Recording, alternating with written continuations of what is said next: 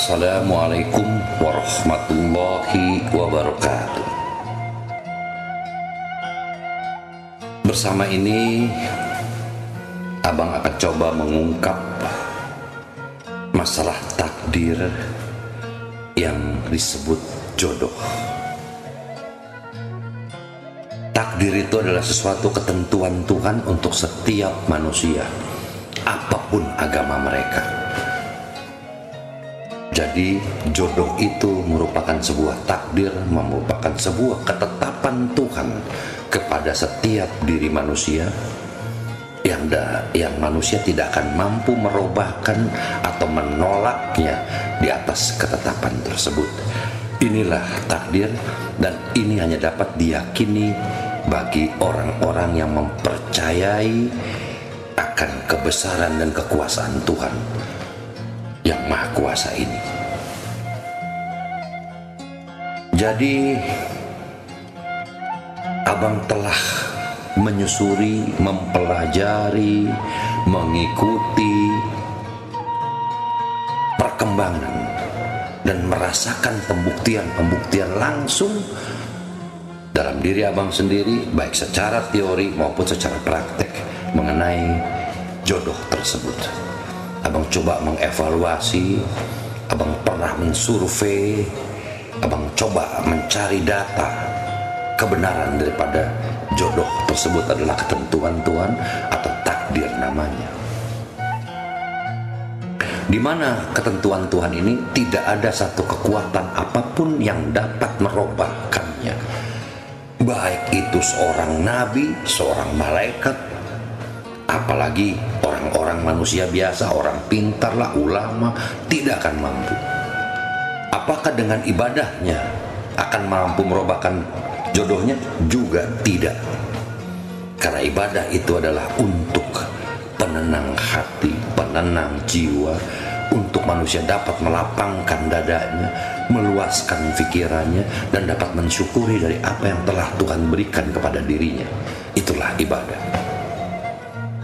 Ibadah tidak bisa merubahkan takdir ini. Kalau andai kata ada yang mengatakan seperti itu, berarti mereka belum tahu akan kenyataannya. Berarti mereka hanya belajar dari katanya, kumpulan-kumpulan cerita dan kumpulan kitab-kitab. Namun demi Allah, Abang katakan di sini, Abang pelajari kitab-kitab, Abang pelajari pengetahuan itu.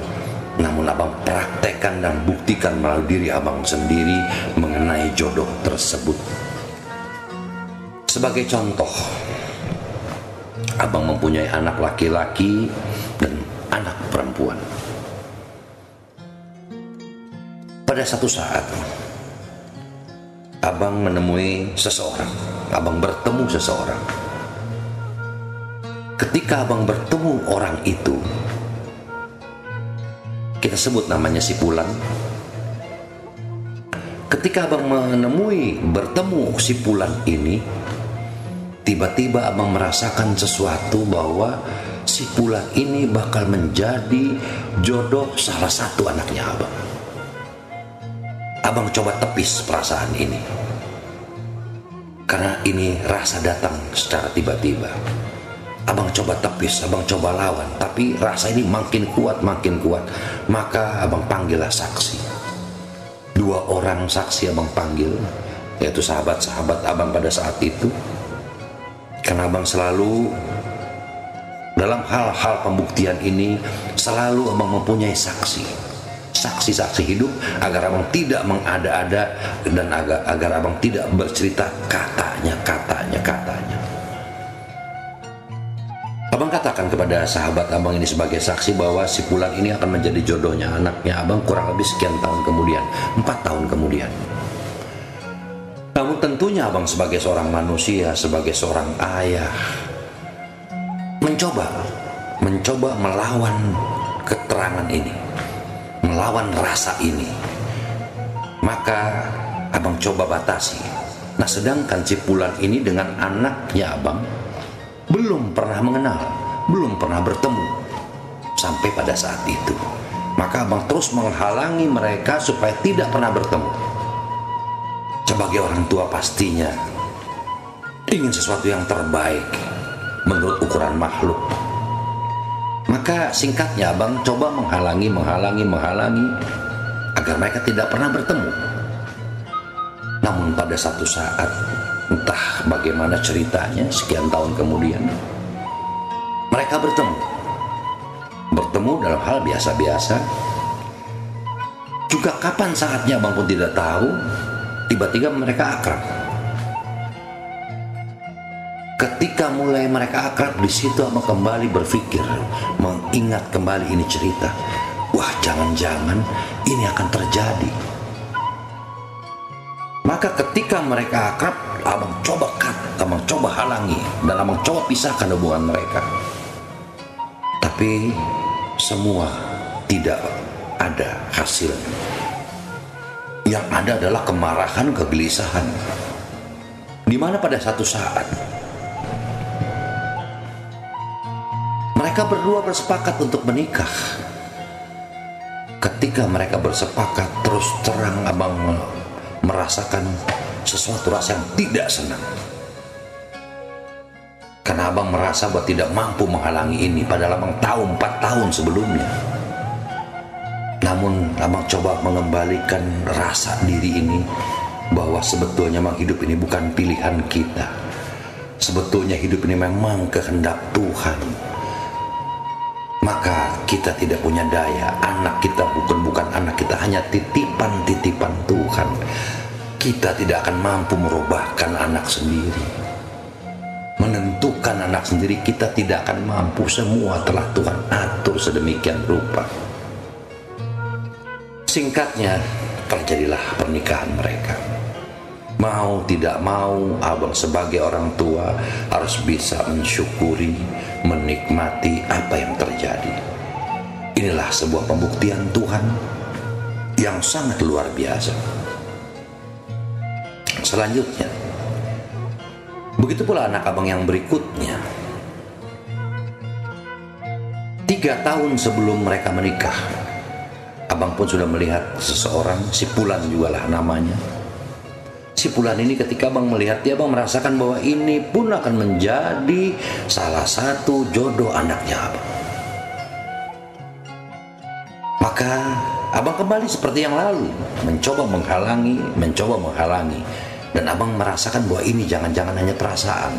Apakah ini rasa seperti yang lalu? Akan terjadi pembuktian. Tapi sebagai makhluk abang tidak menyerah.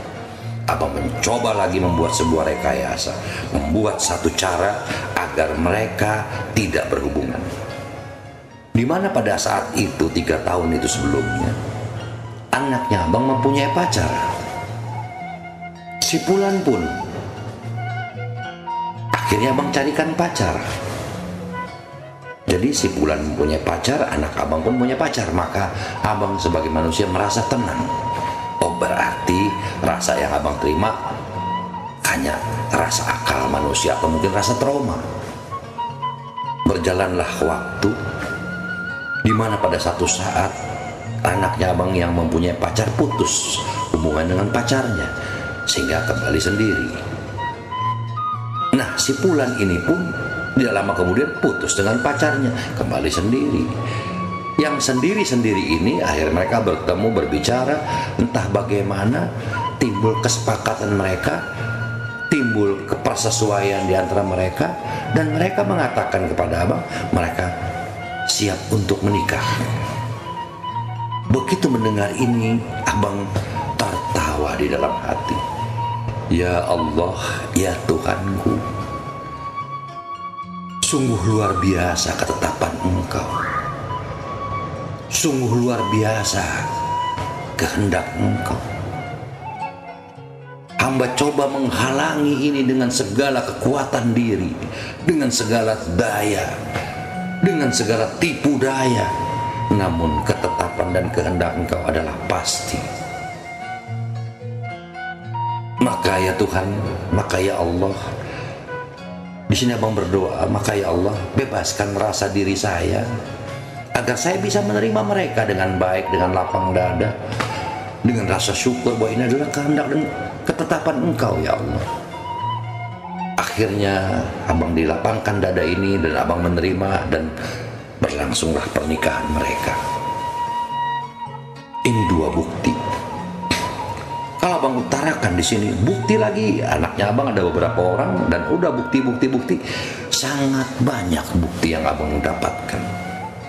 Bukan cerita katanya, bukan cerita dari orang ke orang, dari kitab ke kitab, tapi praktek ini abang rasakan langsung. Banyak umat yang abang temui. Kalau kita ambil pembuktian, banyak umat-umat yang mungkin kalau abang kumpulkan ratusan orang yang telah abang katakan mengenai ketetapan jodoh mereka masing-masing. Tapi di garis bawahi, ini bukan kemampuan abang. Hanya abang mendapat bocoran, mendapat sebuah info dari sang ruh Allah, dari sang kuasa Tuhan, dari zat Allah yang ada di dalam diri abang. Abang mendapat sebuah info atau bocoran mengenai hak-hak orang tersebut, dan kita tidak mampu menghalangi itu dengan segala cara. Bisakah jodoh itu dipercepat, diperlambat? Tidak bisa. Bisakah jodoh itu dihalangi oleh kekuatan iblis dengan santet guna-guna, atau dengan kekuatan manusia menghalangi jodoh tersebut? Tidak bisa. Tidak ada satu kekuatan santet apapun yang bisa merubahkan itu. Ini mutlak ketetapan Tuhan. Jadi ada juga orang yang tidak berjodoh, terlambat jodohnya, timbul keresahan dirinya, diteror oleh kiri kanan keluarganya, tetangga, handai tolan, mana jodohmu, sehingga timbul rasa kelabilan dirinya, timbul rasa kewaswasan dirinya. Dia datang menemui seseorang, orang pintar lah namanya. Tiba-tiba orang pintar itu mengatakan, wah kamu ini tertutup jodohnya karena ada yang membuat kamu disantet orang begini, diruyat, dibuanglah setannya di dalam dirinya, dibuang iblisnya di dalam dirinya. Ini semua pembodohan dan ini semua penipuan. Karena yang berbuat dan berkata itu adalah mereka-mereka yang mencari uang, dan mereka tidak tahu akan hak itu. Mereka tidak tahu akan hak jodoh orang itu. Bagaimana mereka bisa merubahkan takdir, sedangkan dirinya pun tidak tahu takdir itu apa, kapan, siapa. Banyak para orang-orang pintar mengatakan bisa merubah takdir, sedangkan takdir itu pun mereka tidak tahu. Lantas apa yang mau dirubah? Nah, abang melalui praktek dalam hidup ini, dengan teori dan praktek abang lalui, inilah pembuktian-pembuktiannya. Sebagai contoh begini, pada satu saat abang bertemu seorang perempuan, seorang wanita yang berusia lebih kurang 35 tahun. Ia bekerja dengan baik di swasta, posisinya baik, gajinya pun cukup besar, posisi anatomi, posisi badannya termasuk lumayan. Berarti memenuhi syarat lah ia sebagai seorang wanita. Namun ketika abang menemui dia, bertemu dia, tersirat bahwa wanita ini tidak akan pernah menikah seumur hidup. Maka abang katakan kepada dia, apakah kalau abang mengatakan sesuatu, Anda siap? Tidak gundah, tidak bingung, dan tidak khawatir, tidak was-was? Dia mengatakan siap, baik. Tapi kata-kata abang ini jangan dipercaya. Anggaplah sebuah ilustrasi, anggaplah sebuah rasa yang keliru. Tapi tidak ada salahnya untuk menjadi pegangan diri Anda. Maka abang beritahukan, iya bang, saya siap mendengarnya. Maka abang beritahukan dia bahwa Anda sampai akhir hayat tidak akan menikah. Kalau mempunyai pacar pasti bisa, tapi menikah tidak akan bisa sampai akhir hayat Anda. Tapi sekali lagi abang katakan bahwa Anda jangan percaya ini. Silakan Anda berusaha, silakan Anda berjuang, dan silakan Anda berdoa. Semoga apa yang abang katakan ini adalah sebuah konsep yang salah, rasa yang salah. Dan ternyata saat ini wanita tersebut telah berusia 60 tahun. Dan sampai saat ini ia tidak berjodoh. Maksudnya sampai saat ini ia tidak mempunyai suami. Nah, ini sebuah cerita dan ini sebuah bukti. Banyak bukti yang lain yang abang bisa kumpulkan sebetulnya. Banyak sekali romantika di sini, dinamika di sini. Ketetapan-ketetapan yang telah Tuhan berikan. Jadi apa yang abang utarakan di sini maksudnya, jangan pernah berpikir bahwa jodoh itu adalah pilihan kita, kehendak kita, perjuangan kita, usaha kita. Tidak, jodoh itu Tuhan yang pilihkan kepada setiap makhluk di atas kehendak Dia. Ada yang berjodoh 1, 2, 5, 10, mungkin 40. Allah telah tetapkan, Tuhan telah tetapkan kepada setiap insan itu. Kenapa ada yang berlebih seperti itu? Apakah yang jodohnya dilebihkan akan nikmat? Tidak.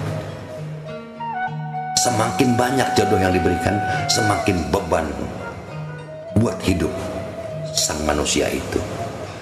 Jangan dibilang hebat, karena setiap manusia punya rasa yang sama, mempunyai pikiran juga yang sama. Di mata manusia dia punya istri banyak adalah hebat. Tidak, itu adalah sebuah beban yang luar biasa. Di samping itu pun ada orang yang tidak berjodoh seumur hidupnya. Walaupun dia cantik, dia gagah, kaya, tapi apabila hak itu tidak ada, maka tidak akan bisa ia berjodoh, menikah dalam hidupnya. Dan hal ini tidak dibatasi oleh sebuah agama. Yang abang ceritakan adalah cerita kehidupan seorang insan manusia, tidak dibatasi oleh agama-agama. Karena Tuhan itu adalah pemilik semua hidup ini. Tuhan itu pemilik semua insan manusia ini. Maka perhatikan baik-baik, bahwa juga yakini dengan baik. Silakan kalian yang belum berjodoh, maka silakan bagi kalian yang belum berjodoh, jalinlah hubungan dengan sesama manusia dengan baik maupun dengan lawan jenis dalam batasan-batasan tertentu, dalam aturan keagamaan, aturan negara. Jalani hubungan dengan baik dengan sesamanya, saling menghormati, saling menghargai. Jangan pilih-pilih. Apabila pada satu saat nanti Tuhan membukakan hati Anda, maka tiba-tiba hati Anda itu senang kepada seseorang. Senang kepada seseorang itu Anda pun tidak akan mengerti kenapa.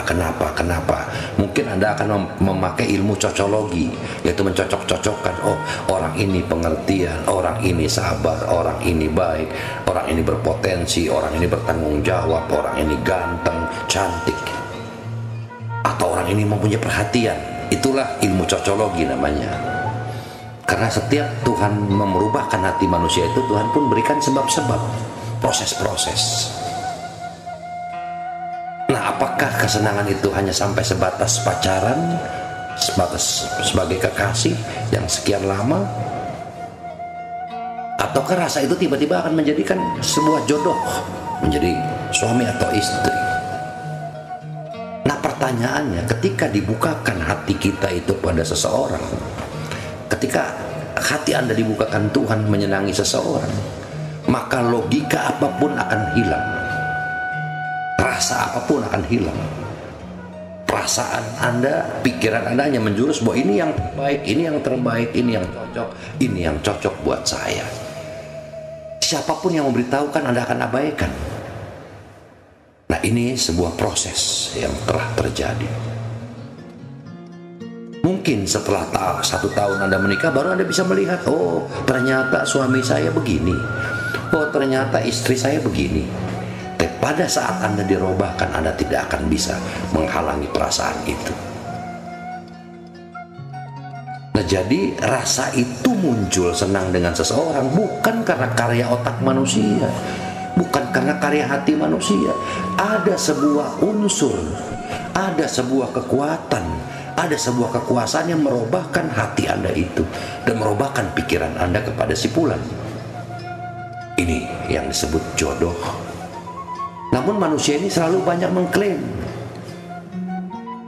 wah dirinya yang berusaha, dirinya yang berjuang mendapatkan si Fulan sehingga terdapatlah menjadi suami istri. Hati-hati, ini bukan karya manusia. Jadi perjodohan itu bisa didapati karena dibukakan Tuhan hatinya, sehingga dia saling mengenal, saling menyayangi, saling senang, maka terjadilah rumah tangga. Ada juga yang mungkin dipaksa oleh kedua orang tua, yang tidak saling mengenal, dipaksa, akhirnya mereka menikah.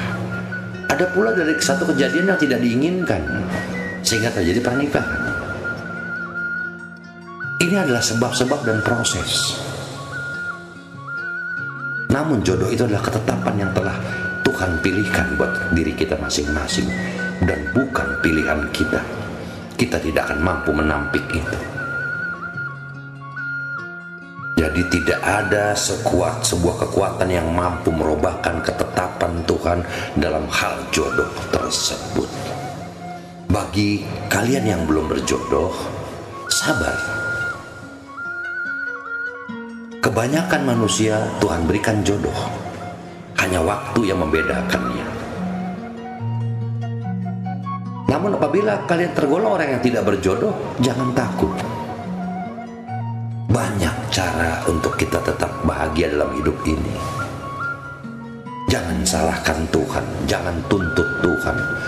Jangan punya keinginan untuk tidak berjodoh. Jangan juga punya keinginan untuk berjodoh, karena ada yang atur hidup ini. Anda mesti meyakini itu, dan apa yang abang utarakan ini bukan sebuah teori, adalah sebuah praktek kehidupan. Di samping itu, apa yang abang katakan tadi adalah dalam dunia spiritual. Di samping itu, abang juga mempelajari ilmu rajah tangan, ilmu anatomi manusia. Selama 40 tahun sampai saat ini, ternyata dalam rajah tangan juga ada petunjuk-petunjuk itu. Di mana Tuhan itu menghendaki sesuatu, Tuhan itu merencanakan sesuatu, ternyata Tuhan itu memberikan tanda-tanda sebelumnya. Jadi tidak ada yang Tuhan buat seketika. Tuhan buatlah sesuatu itu sesuai dengan kekuatan akal manusia, maka Tuhan berikan tanda-tanda akan sebuah kejadian. Nah, jadi Tuhan buatkan rajah tangan manusia. Beberapa miliar manusia tidak akan sama sidik jari dan rajah tangannya. Tidak akan sama. Itulah kekayaan Tuhan yang luar biasa. Tidak akan mampu pengetahuan apapun yang membuat hal seperti itu. Dengan sidik jari sudah berbeda manusia itu. Maka abang pelajari rajah tangan ini. Ternyata di dalam rajah tangan itu pun telah ada petunjuk-petunjuk. Di mana dalam rajah tangan ini abang meyakini 80% akurasinya. Hanya ada satu hal dalam membaca rajah tangan ini, mengetahui rajah tangan ini, apakah bisa kita robahkan daripada ketentuan yang ada pada tanda-tanda itu? Maka abang jawab, tidak bisa. Apabila ada orang yang mengatakan bisa dirubah ketentuan itu, maka orang ini pasti penipu. Pasti penipu. Mereka orang-orang yang mencari uang. Mereka orang-orang yang mencari legitimasi. Mereka yang tidak tahu akan ketentuan Tuhan. Mereka yang tidak tahu akan kehendak Tuhan. Maka mereka dapat mengatakan seperti itu. Tanda-tanda dalam rajah tangan itu ada. Anda akan menikah di usia berapa Berapa kali Anda menikah? Berapa orang anak Anda dalam menikah itu? Berapa orang anak laki-laki? Berapa orang anak perempuan? Di dalam rajah tangan telah tertulis, telah tertera. Dari praktek yang abang lakukan selama ini, dari ribuan orang, akurasinya 80% lebih. Hanya pertanyaannya, apakah bisa dirobahkan?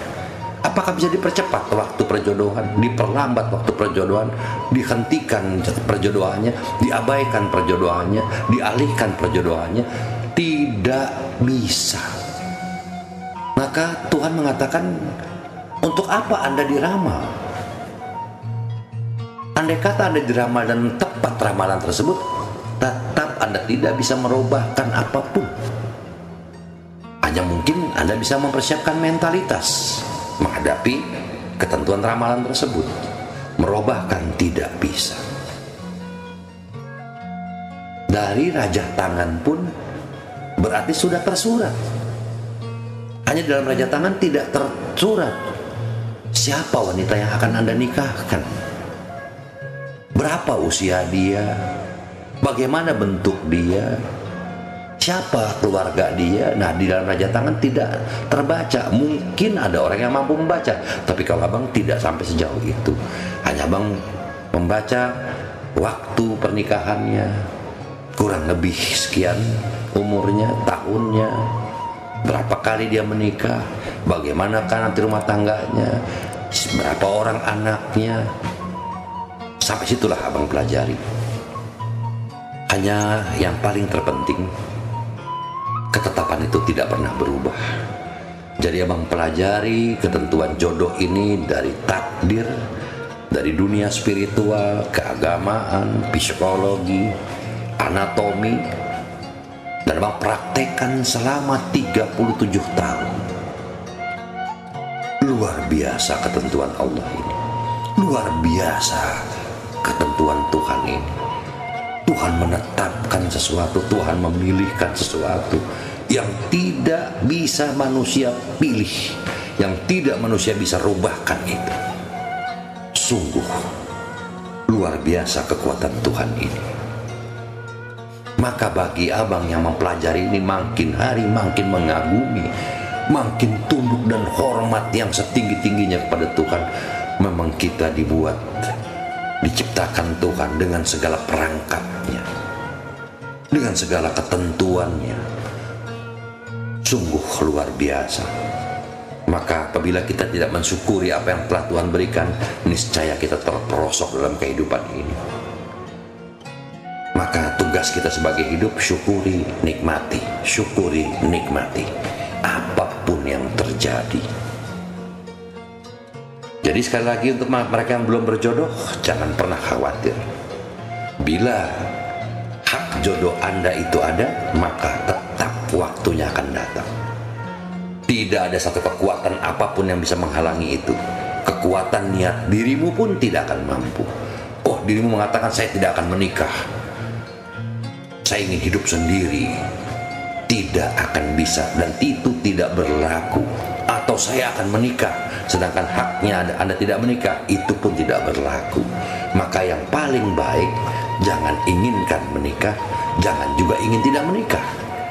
Jalani hidup ini sesuai dengan kehendak Tuhan. Maka doa kita, ya Tuhan, apabila Engkau berkenan saya berjodoh, maka luaskan hati saya, lapangkan hati saya, pikiran saya untuk menerima jodoh tersebut dengan baik dan dapat melaksanakan dengan baik. Apabila saya tidak berjodoh Tuhan, maka lapangkan juga dada saya agar saya bisa menerima hal ini, supaya saya tidak merasa dikucilkan, tidak merasa menyendiri atau tersendiri. Itulah jodoh dan doa kita mengenai jodoh. Bila ada seseorang yang menjodohkan dengan cara ini, dengan cara itu, lantas ada juga orang yang mampu menghilangkan jodoh ini supaya dia tidak berjodoh, jangan dengarkan kata-kata itu. Itu semua kepalsuan, itu semua pembohongan, itu semua kebodohan. Kalau ada orang-orang yang mampu seperti itu, temui dia dengan abang. Mungkin abang akan tempeleng orang-orang seperti itu, karena itu adalah penipu-penipu berat. Mereka tidak tahu cerita soal Tuhan, mereka tidak tahu kehendak Tuhan, tapi bercerita soal kehendak Tuhan. Maka saudara-saudaraku sekalian, hati-hati akan cerita ini. Bawalah hidup ini dengan nikmat, bawalah hidup ini dengan penuh syukur, supaya dirimu selalu terpelihara lahir maupun batin. Kembali mengenai masalah jodoh. Mungkin kalian tahu, abang diajarkan, dirobahkan di atas kekuasaan Tuhan ini. Jelasnya dan pastinya adalah diajarkan oleh almarhum Aki Muhammad Samsu. Jadi apa yang abang rasakan ini, perubahan-perubahan dari zat kuasa Allah ini jelas berasal dari Aki Muhammad Samsu. Di sini ada sebuah hal yang berbeda dalam pengeterapannya antara abang dengan almarhum Aki. Aki Muhammad Samsu mempunyai spesialisasi yang luar biasa, yaitu menumbuhkan rasa keimanan manusia, mengenalkan zat kuasa Tuhan ini kepada manusia, sehingga manusia itu menumbuhkan keimanan yang luar biasa kepada Tuhannya. Bagaimana manusia itu bisa berserah diri, meyakini kekuasaan Tuhannya? Itulah peran daripada almarhum Aki yang sangat luar biasa, dan terbukti kita semua merasakan hal itu. Tidak bisa kita pungkiri hal itu. Itulah spesialisasi Aki secara global, secara umum. Namun abang, karena mungkin dari muda sudah mempunyai bakat-bakat itu, abang pun mempelajari, abang pun mempunyai spesialisasi yang lain. Abang lebih mempelajari spesialisasi dalam ruh dan takdir kepada setiap orang. Ini spesialisasi abang. Tapi kalau menyangkut soal keimanan, perubahan hati manusia di atas kuasa Tuhannya, jelas Aki tiada tandingannya di antara kita semua. Dan beliaulah yang mengajarkan kita. Maka dari apa yang Aki berikan kepada abang, berkembanglah di diri abang ini sebuah spesialisasi yang lain. Seperti di zaman almarhum Aki, abang pun pernah membaca rajah tangan Aki, membaca anatomi Aki, yang sampai Aki katakan, kamu ini tukang ramal. Tapi alhamdulillah apa yang abang katakan sesuai dengan pelajaran yang abang miliki, tidak meleset. Nah, sebagai contoh begini, pada satu saat dulu, kenalah Hasiri dengan anaknya Aki yang Uyu. Mereka saling mengenal. Karena Hasiri abang ajak ke Aki, mungkin piket, mungkin kenal Aki dan segala macam. Akhirnya kenal dengan anaknya Aki, terjalinlah sebuah hubungan. Nampaknya kedua makhluk ini saling menyenangi. Tidak lama kemudian sampailah ke telinga Aki, dan Aki ketahui persoalan hubungan mereka. Maka Aki memanggil abang secara pribadi. Secara makhluk, Aki tidak menyetujui apabila anaknya Aki itu Uyu mempunyai pendamping saudara Hasiri. Ini jelas Aki katakan kepada abang, dan saksinya pun ada. Dan abang katakan kepada Hasiri hal ini, apa yang terjadi. Maka abang tegaskan, Hasiri, kalau begini caranya, sudah, kamu tidak perlu temuin Uyu lagi. Sudah, tidak perlu keserengseng lagi, tidak perlu temui Aki lagi juga Uyu. Jauhkan, ini kehendak Aki. Patuhi kehendak orang tua. Ini abang pesan kepada Hasiri. Namun abang ketika Aki mengatakan bahwa Aki kurang suka dengan Hasiri ini, maka pada saat itu pun abang mengatakan pada Ki, mohon maaf, bukan saya ingin mendahului, bukan saya ingin sok pintar, tapi perasaan saya, Ki, rasa saya, juga dari tanda-tanda yang saya lihat dari jasadnya Hasiri ini, bahwa Hasiri ini akan menjadi mantunya Aki. Dia berjodoh dengan si Uyu ini. Namun sebagai orang tua, Aki tetap menegaskan tidak. Pokoknya jangan temui lagi dia dengan anaknya Aki. Baik Ki, kalau begitu abang ambil alih. Abang sampaikan kepada Hasri apa yang abang terima. Berpisah mereka, terputuslah hubungan mereka. Yang pasti kedua-duanya merana, menderita. Namun karena ada kekuatan Aki dan abang, kedua-duanya tidak akan berani melanggar ini. Pada satu waktu Aki memanggil abang. Bul, coba sudah, silakan Hasri masuk kembali ke Serengseng. Nyatanya Aki tidak akan mampu menghalangi ini. Maka abang hanya tersenyum dan abang katakan, siap Ki, akan saya laksanakan. Nah setelah itu berlanjutlah hubungan Hasri dengan Uyu, dan kemudian menikahlah mereka. Ini sebuah kasus. Aki tidak menyetujui secara makhluk, tapi ketentuan Tuhan Aki pun tidak mampu menghalanginya. Cerita berikutnya mengenai Aki juga ini. Setelah anaknya Aki yang bernama Teti, anak Aki yang paling sulung, bercerai dengan suaminya, tidak lama kemudian Teti ini mempunyai seorang pacar, kekasih, dan bertemu dengan Aki. Maka Aki juga memberitahukan kepada abang bahwa Teti ini akan menikah dengan si Pulan, dan abang sudah kenal juga orangnya. Namun abang secara manusiawi, secara rasa, abang katakan kepada Aki, Ki, kalau ini jodohnya untuk menikah, saya juga setuju. Ya kalau Aki setuju, saya pasti setuju. Namun menurut perasaan saya, Ki, bahwa jodoh mereka tidak akan lama. Tapi mohon maaf Ki, ini hanya perasaan saya. Maka Aki langsung mengatakan, abang, kamu jangan sok tahu. Ya sudah, abang diam. Karena terus terang abang memang mempelajari secara lebih spesifik, lebih spesial mengenai hal-hal ini. Ini abang katakan. Berjalanlah waktu dan menikahlah Teti ini kepada seseorang. Maka tidak lama kemudian berpisahlah mereka, rumah tangga mereka berpisah lagi. Maka abang katakan sama Aki, Ki, apa yang saya katakan ingat Aki dulu. Inilah ketentuan Tuhan, Ki. Inilah aturan Tuhan. Jadi tidak perlu ada yang kita persalahkan kedua belah pihak. Maka Aki ketika itu diam. Jadi di sini bukan berarti abang lebih pintar dari Aki, tidak. Apa yang abang dapatkan ini juga dari Aki, cuman abang mengembangkan secara lebih spesial dalam bidang-bidang perjodohan, rezeki, maut, dan soal ruh. 4 bidang yang betul-betul abang pelajari dan abang kuasai, dan ini tidak terlepas daripada apa yang diberikan oleh Aki juga. Kalau Aki sebagai anggaplah sebagai rektor pengetahuan yang global, abang mengambil bagian-bagian tertentu. Umpamanya bagian ekonomi, dalam sekolah mungkin abang ambil bagian ekonomi, bagian teknik, hukum.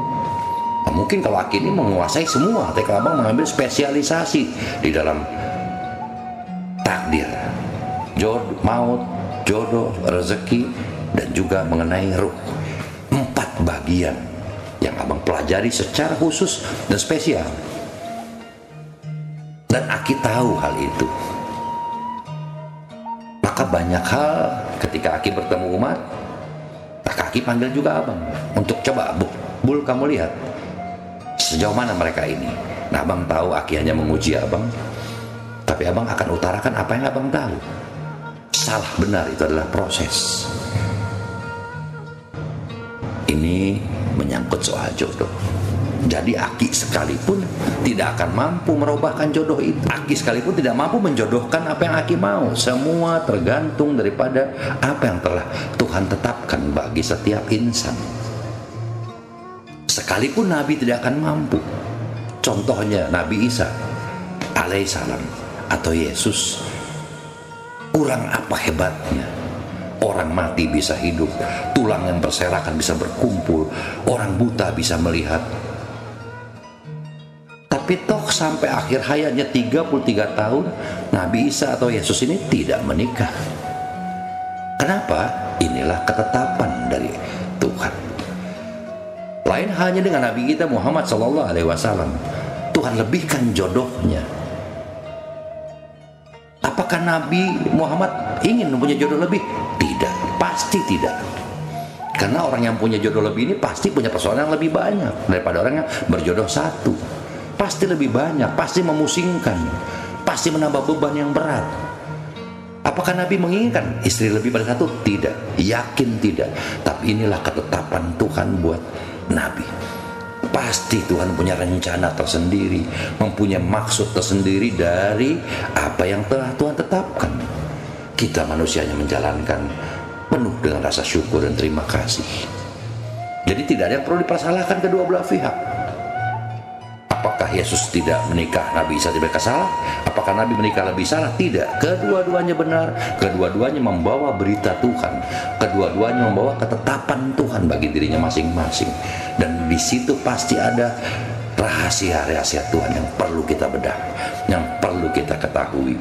Namun kedua-duanya adalah benar.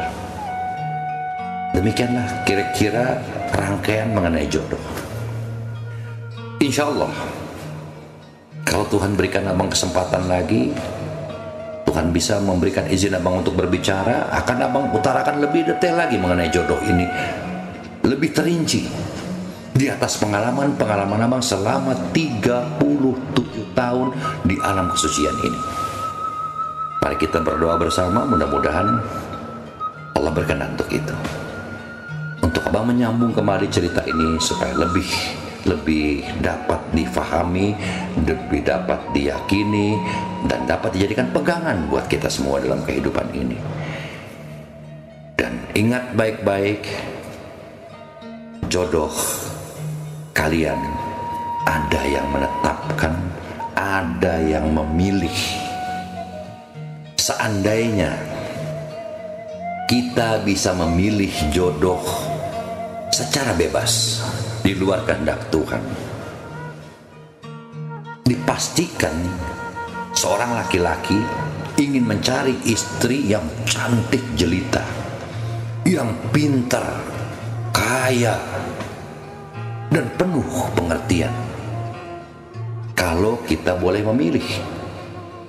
Demikian pula seorang perempuan, seorang wanita juga akan mencari seorang suami yang ganteng, kaya, pintar, punya kekuasaan.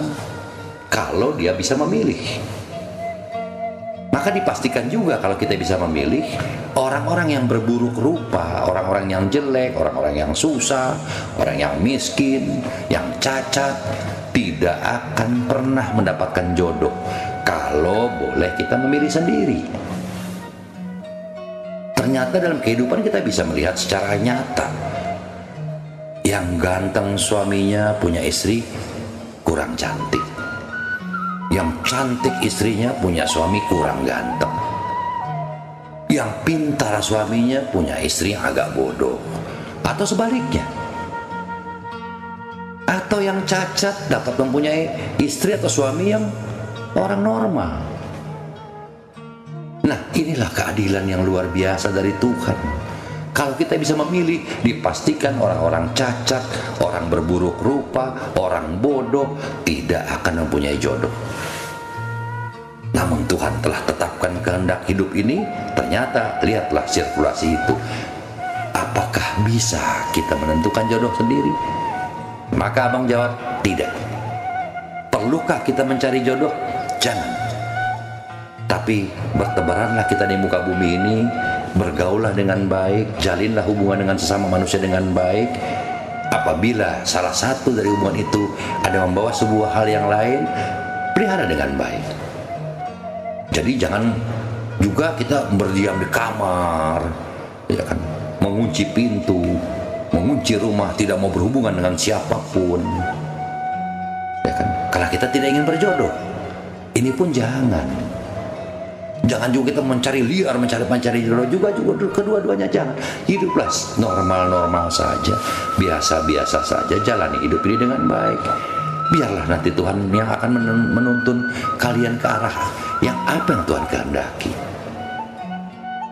Ada sebuah contoh lagi mengenai jodoh.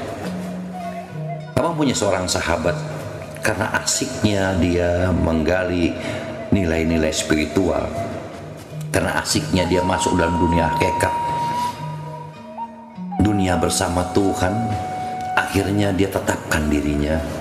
Dia katakan kepada mama, saya akan meninggalkan dunia ini, saya akan menyendiri di hutan. Saya ingin hidup dengan Tuhan saya. Ketika itu dia masih bujangan. Pada saat itu dia berusia kurang lebih 30 tahun. Akhirnya dia carilah satu tempat di bawah kaki gunung, masih di Pulau Jawa ini. Mencari sebuah tempat di kaki gunung, dia hidup, dia bangun rumah sana sendiri, dia hiduplah sendiri di hutan itu. Dia masak sendiri, dia bertani sendiri, dia hidup sendiri jauh dari penduduk masyarakat, jauh tempat dia. Kalau kita berjalan kaki dari tempat penduduk ke lokasi dia masih memerlukan waktu 3-4 jam. Berjalanlah kehidupan dia, kurang lebih 2 tahun lamanya dia menyendiri di hutan itu. Pada satu saat, mohon maaf, jadi kenapa dia ingin menyendiri? Dia tidak ingin menikah, dia tidak ingin mempunyai seorang pacar atau istri. Dia ingin dengan Tuhan hidupnya ini. Inilah pilihan dia.